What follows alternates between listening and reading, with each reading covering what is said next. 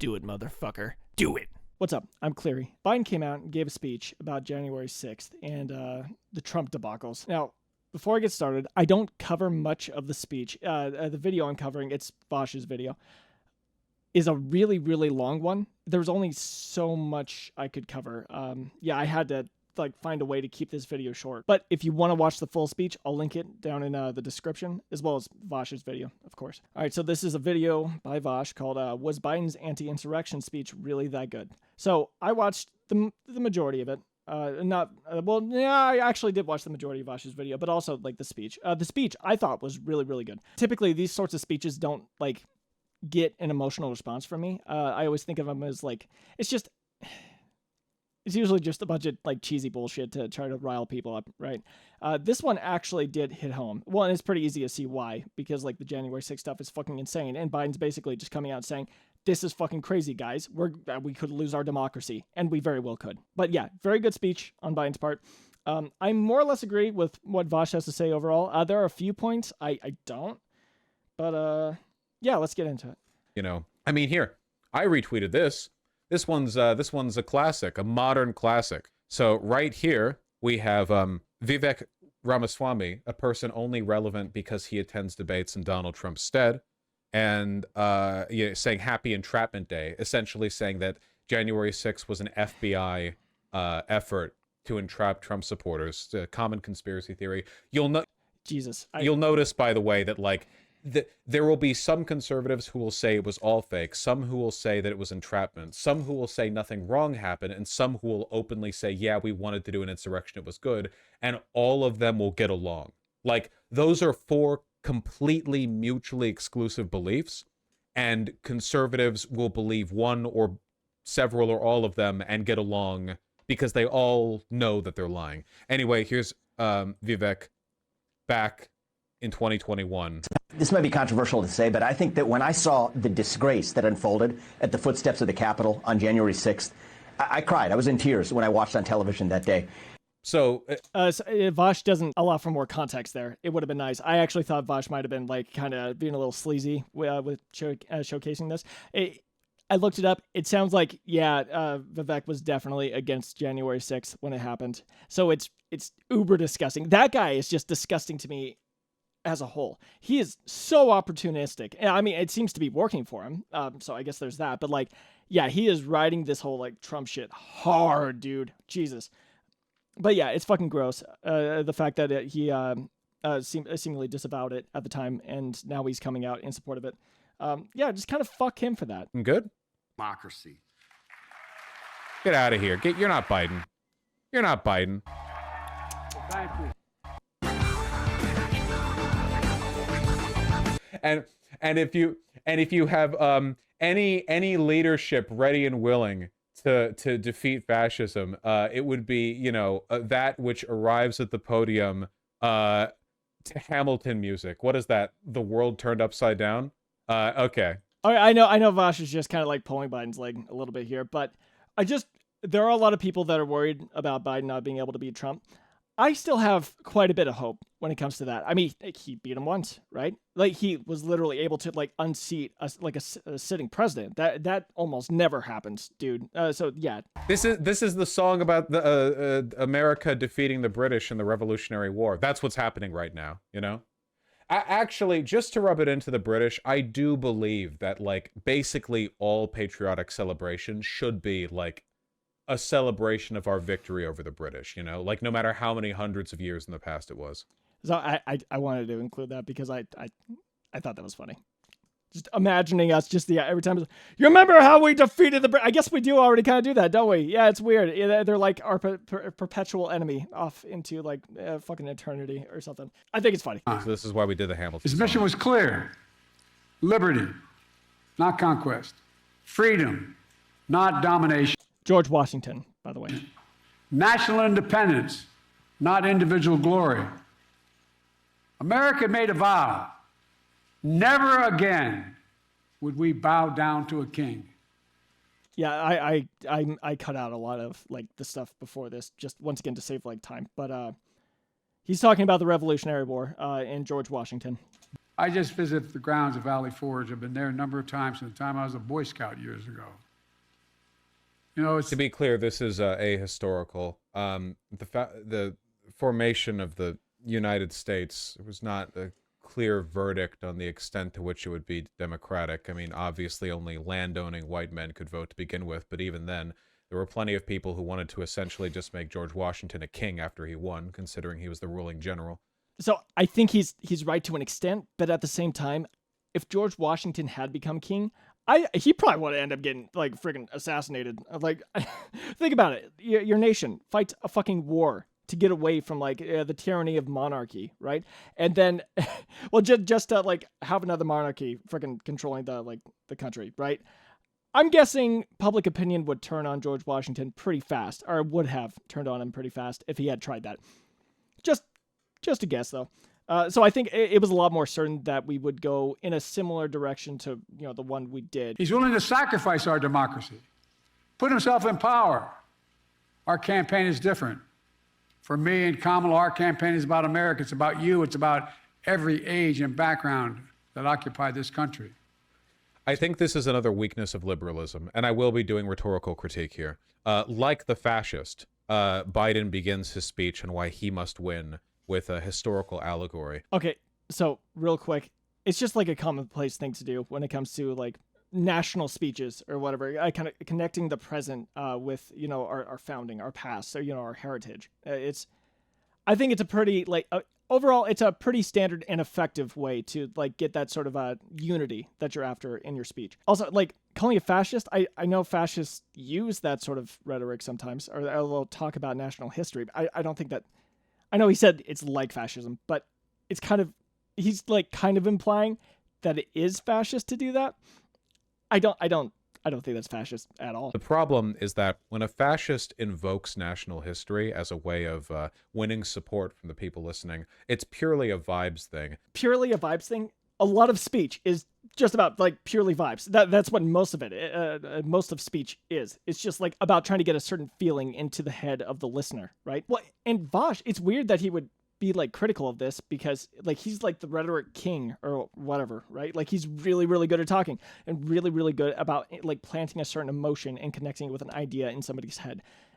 He's very, very good at when it comes to emotional arguments. So I don't know why he's like haranguing Biden for doing that. Past that never existed, like George Washington did exist, sure, but take a look at your average Roman statue Twitter avatar account and the way they talk about the past. They're just talking about a fantasy world. So there was that too. That was kind of weird. I mean, most of the time, like history's embellished when it comes to these sorts of things, but there's a lot of truth there as well.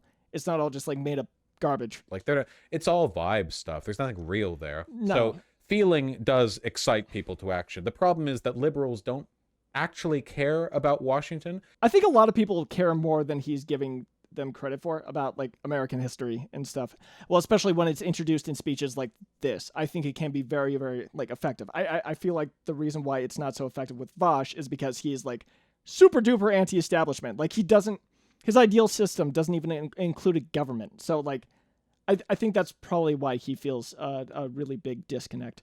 People who actually care about like the American myth and institutional power to the extent that they would be swayed by listening to Biden, romantically talk about George Washington. We're already going to vote for we're already going to vote for Biden anyway. They're already on his side. I don't feel like this is a good motivator to action. I think Well, yeah, but dude, like, that it would be much better to lean towards populism, the thing everybody's doing right. No, okay. Biden is already like hated by half the fucking country. Like half the country seems to think, to one extent or another, that he stole the fucking election from Trump. So he's probably not going to be able to convince many people that aren't already on his side. I would definitely think of speeches like this as more of like a rallying cry sort of thing, like reminding everybody how fucked this shit is and what the stakes are, right? Also, no, not populism. Populism is kind of fucking gross, okay? Especially like it can just get so fucking intense and extreme so quickly. Do you really want Biden to start talking like Trump? talking about how they're going to take your country from you, you know, they're going to fucking kill you and shit. And Vaush literally says this. I'll play it. He says something along the lines of, like, he wants Biden to start going, like, they'll kill you while you're asleep in your fucking home. It's like, dude, no, I do not want my fucking president to start saying that crazy ass shit. No, like, we already have enough craziness. Just imagine how fucking, like, polarized we could become if both sides started saying the wildest shit. If, like, Biden started, like, parroting Trump, that would be horrible. It would be awful. Also, when it comes to that sort of rhetoric, like, the worst part about it is there's like an implied culture of violence there, right? That's why people don't like it when Trump does it. When you're saying, like, they're stealing your country from you, or, oh, they're gonna fucking kill you in your sleep and shit. Yeah, they are implying that you need to resist, you need to fight back, you need to kill them before they can kill you. We do not need to start resorting to violence in America. Not yet, anyway, okay? We need to hold on to our democratic process for as long as we fucking can. Okay, hopefully this is not the end. It most likely isn't, but it could be. We're definitely closer than we ever have been, so. Right now, with a, listen, you know, you love your nice, safe home. You love your family, right? They're going to kill you, Jack. See, they're that gonna shit, kill no, you, Jack. dude, no. Take a look at the GOP. Look at them. Look what they're doing. They're going to kill you. Once again, that just makes it way more likely that people will start killing each other over politics. That just makes it so much more likely. Let's not do that. Let's not. They're going to eat you, you know. I by the way, I understand he's being somewhat hyperbolic here, but still. There are plenty of rhetorical approaches that would be more effective than, like, I don't know, jerking off Founding Father. Especially since Founding Father worship is actively kind of repulsive to a lot of younger voters. Younger voters don't vote, ironically, so doesn't really matter, does it? What happened was evil and blatant in more ways than you remember. You're thinking right now, you're nodding, oh no, I remember how bad it was. No, you don't. Your brain, no human brain. He's talking about the January 6th shit. Could keep all that information and memorize it every moment those committee hearings. I mean, nobody could keep it all in their head. Could make many books from it. The extent to which we are right and they are wrong is, it's not even like a debate topic. Like because I could never say all of that in a 7 or 10 or 15 minute opening. You know, it's not even. He's right, by the way. We are so right. And they are so evil. Trump lost before the... Okay, real quick, I want to make somewhat of a distinguishing point here. I'm at the point where I'm kind of willing to call Trump evil. Dude, he's just like, the guy's literally threatening to, like, fucking destroy our democracy. So, like, if ever there was a time to call a politician evil, it would be now. I wouldn't call his supporters evil. I almost look at Trump supporters like, oh, in God, if you are a Trump supporter, I'm sorry, I'm about to say this, okay? I almost look at them like I would an abuse victim. Dude, Trump supporters are just, they've been lied to and just absolutely mind-fucked. I think a lot of people, like a lot of supporters, genuinely believe that, like, the election was stolen and stuff. I think that's the saddest part. But, yeah, I would hesitate. I don't think I would ever... It would be hard to get me to the point where I would be willing to call all Republicans fucking evil. Yeah, that's just not something I'm still on board with, like, to really any extent. But Trump, What he say? Show me where to like, show me. Oh yeah, here we go. He was pleading for Joe Biden to release the January 6th hostages. Remember, Donald Trump, initially for a time had to play at contrition with what happened at January 6th, you know. So Vaush more or less says this. I don't think I'm going to put it in the video, but he says, like, Trump is glorifying the people that got locked up for January 6th, which is fucking crazy. It's just wild. Just wanted to bring this up. That, like, Trump is, like, hardcore validating the people that did that. He's going, like, good fucking job, guys. Woo! God, it's just bad. It's just bad. But now that the GOP is fully consolidated behind him again, this is the kind of rhetoric we get. Whoop. What they ought to do? They ought to release the J6 hostages. They've suffered enough. The hostages. Dude, listen to that. The fucking hostages. Oh, no. I call them hostages. Some people call them prisoners. I call them hostages. They both had speeches on January 6th. Joe Biden, of course, to condemn it, and Donald Trump, in addition to it being a general rally, to just endorse it. Like, that's where we're at, by the way. Yeah, fucking insane. Vaush is 100% right. It's... I just don't even know what to say about it. No, it's actually kind of fucking scary. It is. Who in God's name does he think he is? with former aides, Trump plans to invoke the Insurrection Act, which will allow him to deploy, which is not allowed to do in ordinary circumstances, allow him to deploy U.S. military forces on the streets of America. Imagine if he actually does that. That's actually the end. Like, well, if that's assuming the military, and Vaush talks about this as well, and he's right. That's assuming the military would actually fall in line with Trump. There's a good chance they wouldn't. Thank fucking God. But yeah, like when it comes to trying to take over our country, you definitely need the military on your side. You can't just have like fucking militias of civilians, because the military, better trained, well equipped beyond any level any sort of civilian militia could ever be. And just, all the tech and shit. It's just like no civilian militia could ever stand up to the U.S. military. It's just not possible. So thankfully, the military probably wouldn't fall in line with Trump if he did do something like this. It's just scary that he's trying to do it. You know what I mean? Plus, there's always the chance that I'm wrong. So I would rather not toy with that at all. I would just rather not even chance it. He calls those who oppose him vermin. That is like He talks about the blood of America being poisoned. I mean, like, echoing the same exact language used in Nazi Germany. Yeah, it is. Proudly posts on social media the words that best describe his 2024 campaign. Quote, "My policy of making constant comparisons to the Nazis vindicated by the President of the United States." Thank you. This is the one time Vaush gets a pass, okay? The one fucking time. Constitution first, and sometimes at their peril. At their peril. Because of them, because of you, the will of the people prevailed. Not the anger of the mob or the appetites of one man. This is another weakness. We're going for competing emotional impulses here. We've talked at length about what drives the far right, or the right broadly, I guess.